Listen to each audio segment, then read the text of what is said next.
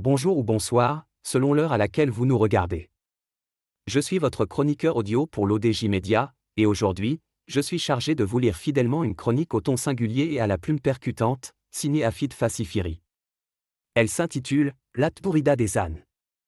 Accrochez-vous, car cette chronique interroge avec ironie, rage et lucidité l'état de notre société à travers le miroir déformant du buzz, des réseaux sociaux, de la morale et de la décadence. Il ne croyait pas si bien dire l'ami Ali Hassan lorsqu'il lança la surprenante idée d'une tbourida, pour la première fois, exclusivement réservée aux ânes. Ne tirez pas sur le baudet.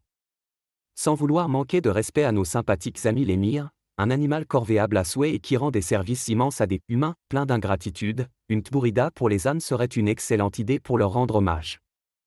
L'auteur ajoute qu'au-delà de la blague initiale, cette tbourida est devenue réalité, une réalité sociétale et médiatique. Au début des années 80, un jeune animateur qui fait ses débuts au journal télévisé sur la TVM, balance ce canular un 1er avril, qui suscite énormément de réactions, beaucoup n'ayant pas tout de suite compris qu'il s'agissait d'un poisson d'avril, inhabituel et hors de propos. Il est bien vrai pour Darrell Brie. Depuis, aujourd'hui la tbourida des ânes et pour les mires on est franchement en plein dedans. Grand cirque. Dans le grand cirque de ce qui nous tient lieu de vie politique locale, ainsi que dans le grand foutoir des réseaux sociaux, il est normal et légitime que les ânes puissent avoir le loisir de faire leur numéro. Il y a justement cette tbourida qu'on laisse faire sur les réseaux sociaux et qui reste sous la menace de poursuites judiciaires avec une contre-tbourida de certains ministres qui montrent qu'ils n'ont rien de mieux à faire. L'auteur affirme que pour lui, nous vivons une schizophrénie bien marocaine, une confusion entre droit, morale, religion et irresponsabilité. Schizophrénie marocaine.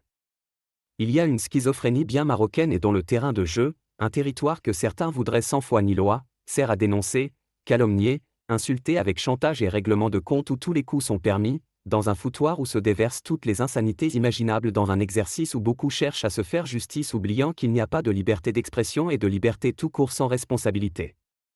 Et sans responsabilité pénale dans ce cas d'espèce, car dès qu'il s'agit d'un lanceur d'alerte, la menace de peine d'emprisonnement plane. Entre celle qui offense Dieu et qui devra subir pour cet affront à la justice des hommes, et celle qui, en procédure de divorce, règle ses comptes avec le père de ses enfants en publiant sur la toile des détails indécents de l'intimité de la vie conjugale, il n'est plus question de schizophrénie ou de liberté d'expression, mais d'un flagrant problème d'éducation et de morale et certainement de méconnaissance des limites que chacun doit savoir s'imposer, ceci sans jugement de valeur. Et tout un chacun, c'est toute personne dotée de bon sens et normalement constituée sur le plan psychique et moral, indépendamment des règles imposées par la religion. Oui, tout n'est pas permis et le tact c'est justement de savoir jusqu'où il ne faut surtout pas aller trop loin. L'auteur pense qu'il y a une totale perte de repères, la presse se tait, les autorités tergiversent, et le vide est comblé par la rumeur.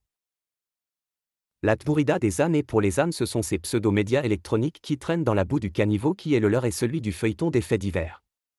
Juste pour faire du buzz, ils usent et abusent de « choufing » en étalant des séquences de la vie privée de people ou de célébrités ayant maille à partir avec la justice, sur la place devenue trop publique des réseaux sociaux, en se substituant volontiers et sans état d'âme aucun à la justice.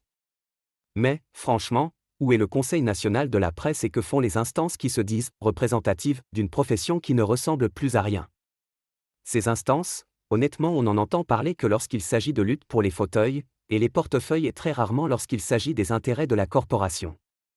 Et puis, plus généralement il est permis de se demander si régulièrement des faits divers de ce genre, devenus un vulgaire et vil fonds de commerce, ne sont pas servis intentionnellement afin de faire diversion et détourner les regards. Indict populaire. Normalement, dans cette présumée affaire d'infidélité conjugale, les forces de police, même si rien ne les y oblige, auraient dû communiquer, confirmer ou non le flagrant délit et puis surtout, mettre un terme à toutes les rumeurs, les spéculations et ce déballage où beaucoup se sont improvisés gardiens contre les atteintes aux bonnes mœurs, surtout si on y ajoute une bonne dose de bêtises. Et il est très significatif de voir deux camps s'affronter sur terrain neutre, les supposés conservateurs qui sont quelquefois de simples apprentis, défenseurs de la morale et des bonnes mœurs et ceux et celles qui défendent les libertés individuelles dénonçant un code pénal caduc. En ce qui nous concerne, on ne prendra position ni pour les autres car des lieux de débauche ce n'est pas ce qui manque dans ce pays et chacun est libre de pratiquer ou s'adonner au plus métier au monde. Entre voyeurisme numérique, pudibonderie de façade, ignorance religieuse, archaïsme culturel et hypocrisie sociale, voilà les ingrédients d'une société qui prétend avancer, en marchant à reculons, car il faut bien admettre que cette vindicte populaire ressemble étrangement à une talibanisation qui ne dit pas son nom. L'intolérable indécence ne peut devenir une norme sociale ni dans la vraie vie ni sur les réseaux sociaux. L'intolérance et l'intolérable indécence sont en train de devenir des normes sociales, et cela est la flagrante preuve que la génération montante souffre d'un manque de repères idéologiques. Que celui qui n'a jamais péché me jette la première pierre. L'intolérance et l'intolérable indécence sont en train de devenir des normes sociales, et cela est la flagrante preuve que la génération montante souffre d'un manque de repères idéologiques. Si l'éducation et l'enseignement ne sont pas valorisés et si l'enrichissement illicite est permis et toléré par la loi et par le gouvernement actuel, à qui la faute si personne ne respecte plus rien? L'indigence culturelle et intellectuelle et une bonne dose de médiocrité se sont chargés du reste. La tmourida des ânes, ce sont malheureusement de nombreux motocyclistes qui se font écraser par de grosses cylindrées et dont beaucoup trouvent la mort. Il faudra se résigner à l'idée que dans les quartiers huppés de la capitale du royaume, les motos dérangent les voitures de luxe et les 4x4 qui roulent à grande vitesse. Mais, peut-on accepter que des conducteurs de grosses cylindrées ne respectent ni le code de la route, ni les limitations de vitesse et encore moins la vie humaine, celle des pauvres bougres qui n'ont que leur moto pour gagner leur pain quotidien? L'auteur revient avec amertume sur les normes sociales actuelles, où l'intolérance devient banale, et l'indécence s'institutionnalise. Le degré zéro du civisme. Le populisme et l'ignorance, stigmates du sous-développement socio-culturel, oui c'est bien un jugement de valeur, peuvent-ils expliquer cette extrême levée de boucliers et cette soif de faits divers avec une hémorragie de scandales en tout genre? Dans tous les cas, une chose est sûre, la tmourida des ânes est un signe qui ne trompe pas, celui d'une vertigineuse chute des valeurs et d'une escalade de l'indécence. Et cette tmourida, ce sont des festivals de très mauvais goût, et des supposés artistes qui se nourrissent du caniveau et qui sévissent avec l'argent des contribuables. C'est également la fête de mariage dans le Rif digne d'un narcotrafiquant d'Amérique centrale, dans une démonstration de force et de richesse qui a impressionné les foules.